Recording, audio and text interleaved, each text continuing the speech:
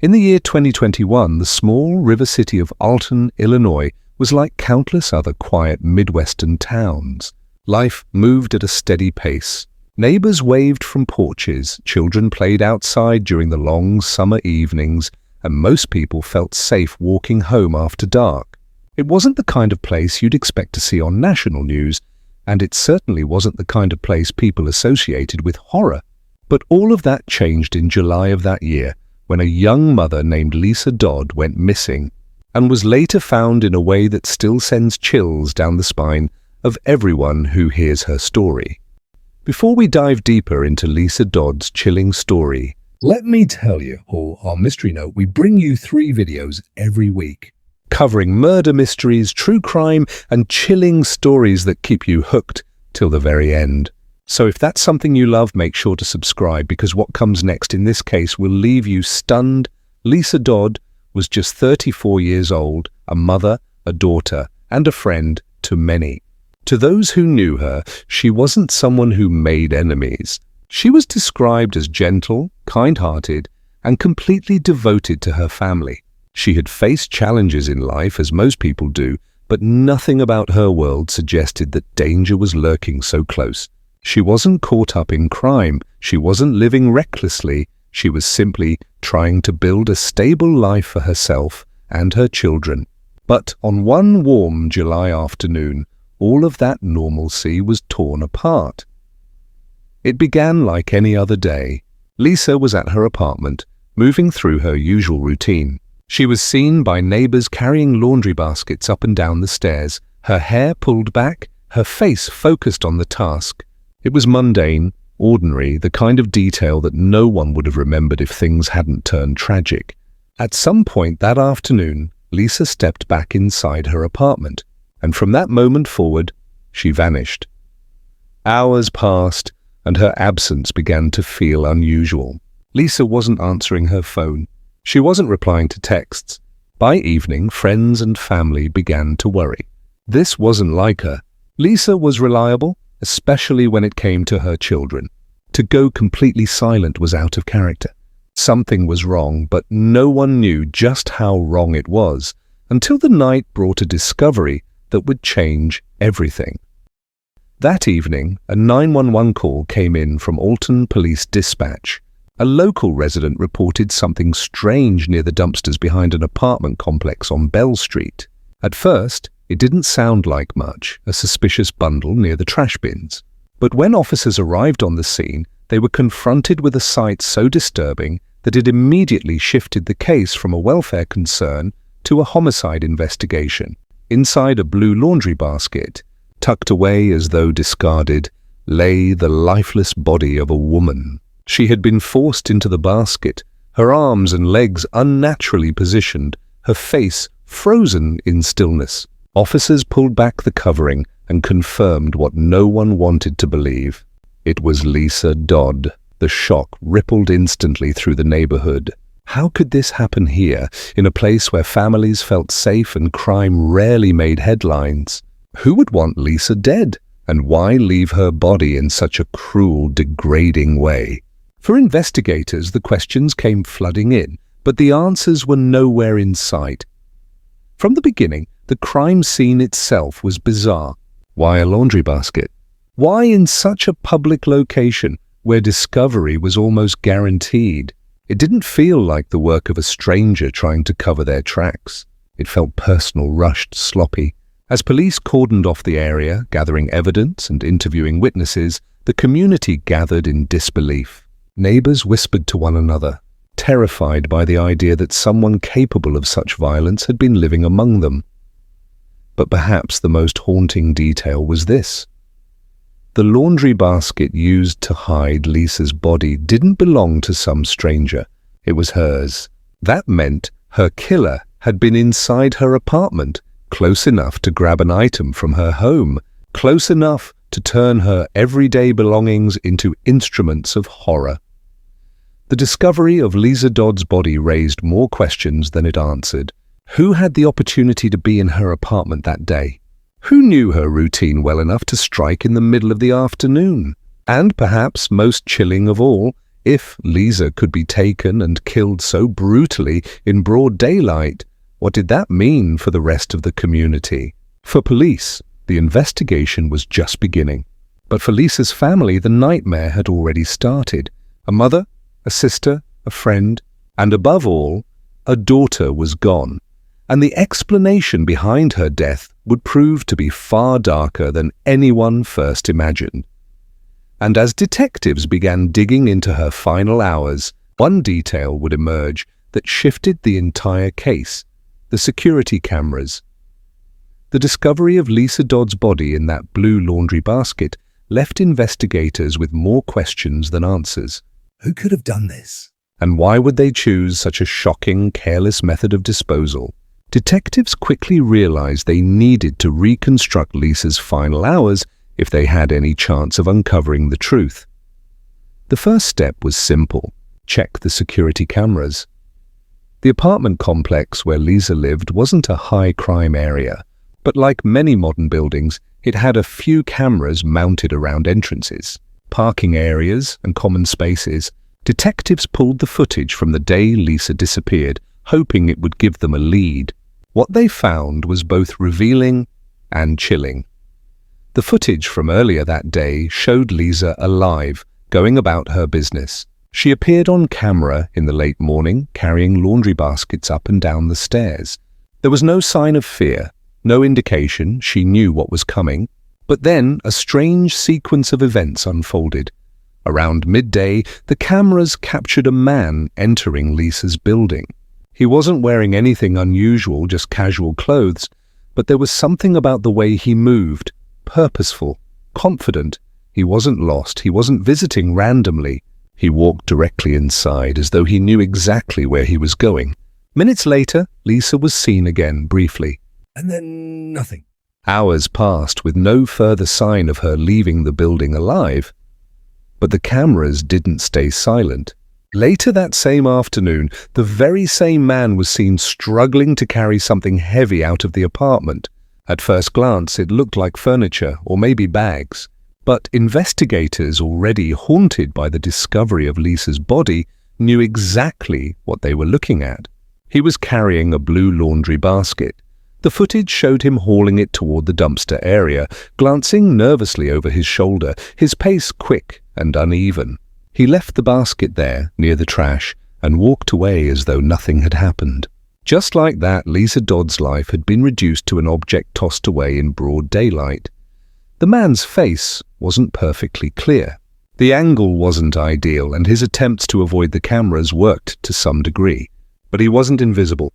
Detectives now had their first major lead. Lisa's killer wasn't a stranger in the shadows. He was someone bold enough to walk straight into her building in the middle of the day, kill her, and then drag her body out without hesitation. When investigators began canvassing the neighborhood, Asking residents if they recognized the man, they were met with a mixture of fear and silence. Some said they had seen him around before. Others insisted they didn't know him at all. But one neighbor admitted that Lisa sometimes had visitors, men who came and went, though never causing trouble. Could one of them have been the person in the video? Meanwhile, Lisa's family was left in agony. Lisa wasn't reckless. She wasn't involved in crime, and she didn't deserve such an ending. Her mother, heartbroken, told reporters that Lisa was just a normal girl, living her life. detectives began piecing together Lisa's final movements. Text messages from her phone showed nothing out of the ordinary. Conversations with friends stopped suddenly. Around the same time, the cameras picked up the unknown man. Nothing suggested she was scared, or that she knew she was in danger. Whoever killed her had acted swiftly and decisively, leaving no time for her to call for help. But investigators weren't just relying on footage. They also collected evidence from Lisa's apartment. Inside, they found signs of a struggle, subtle but undeniable. A chair knocked over, a few items out of place. And most importantly, the laundry basket was missing from her closet. This was no random crime. Whoever killed Lisa had been in her home, using her belongings and leaving almost no trace behind. The neighborhood, once quiet, now lived in fear. Parents no longer let their children play outside. Residents double-locked their doors. Rumors spread quickly. Some whispered about an unknown stalker. Others believed Lisa may have known her killer personally. The idea that someone had walked into her apartment in broad daylight and carried out such a brutal act was almost too much to bear.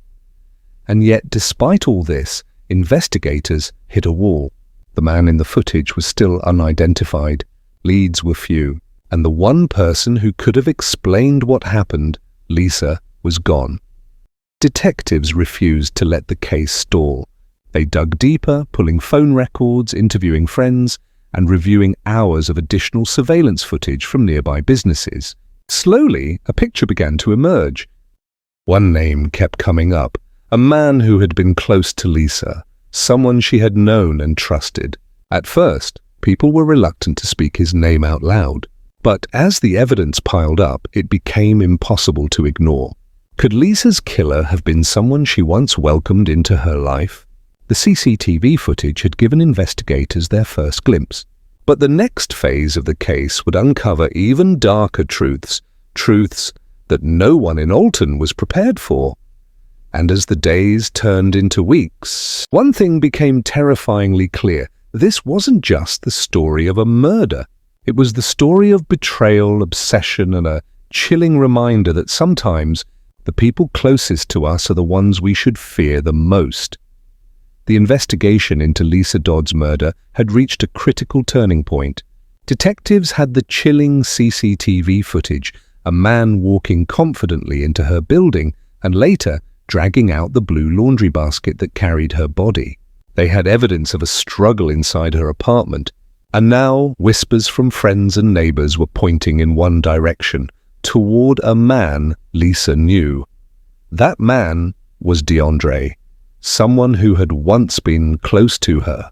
Their relationship was complicated, not quite steady, not quite broken.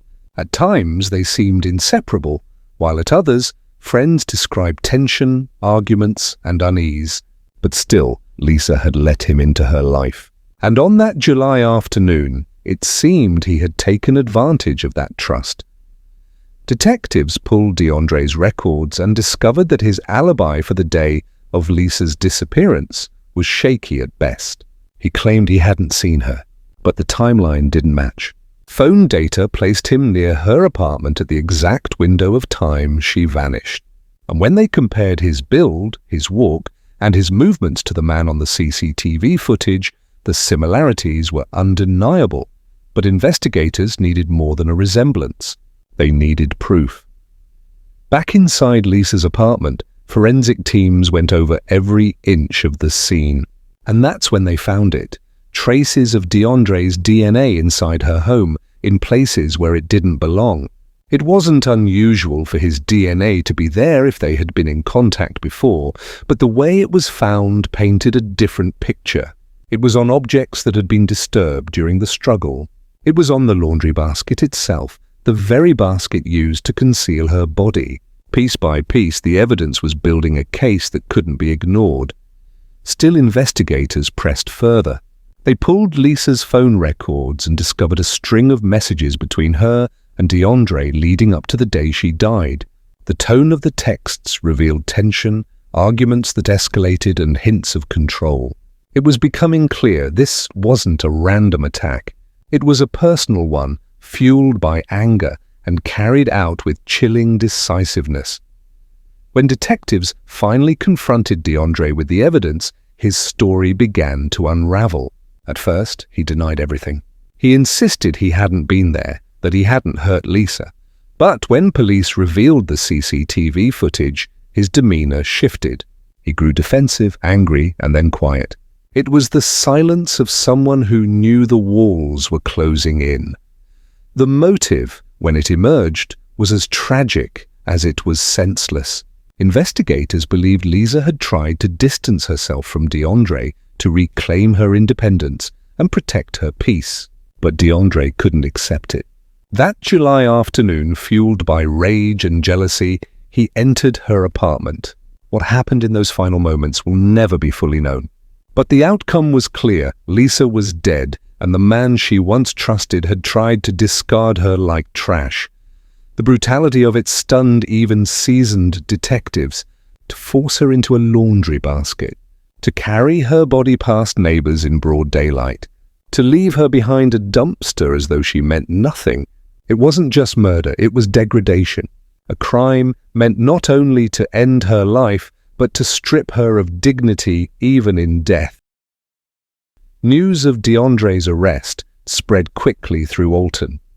For Lisa's family, there was no sense of closure, only heartbreak. Her mother wept as she described the pain of losing her daughter in such a cruel way. Her children were left to grow up without her, haunted by the knowledge that the person who should have cared for her most was the one who ended her life. And, for the community, the case served as a brutal reminder. Danger doesn't always come from strangers in the dark. Sometimes it's the person who walks beside you in broad daylight. Sometimes it's the person you've let into your home, your life, your trust. The trial would later reveal more disturbing details, how calculated the crime was, how little remorse was shown. And though justice was pursued, no sentence could erase the horror of that July afternoon. No verdict could bring Lisa back. Even now, years later, the memory lingers in Alton. Residents still recall the shock of seeing police cars lined up near the dumpsters, the image of the laundry baskets seared into their minds. And Lisa's name continues to echo as both a tragedy and a warning. Because at its core, the story of Lisa Dodd is not just about a murder. It's about betrayal, trust, broken in the most violent way, and the terrifying truth that sometimes the danger we fear most isn't lurking outside. It's already inside, waiting, and so the case of Lisa Dodd remains one of the most haunting crimes in Alton's history. A young mother, gone too soon. A family left shattered. And a community forever reminded of how quickly safety can shatter, how easily the ordinary can turn into horror. Her story asks us to confront a question that never has an easy answer. How well do we really know the people around us?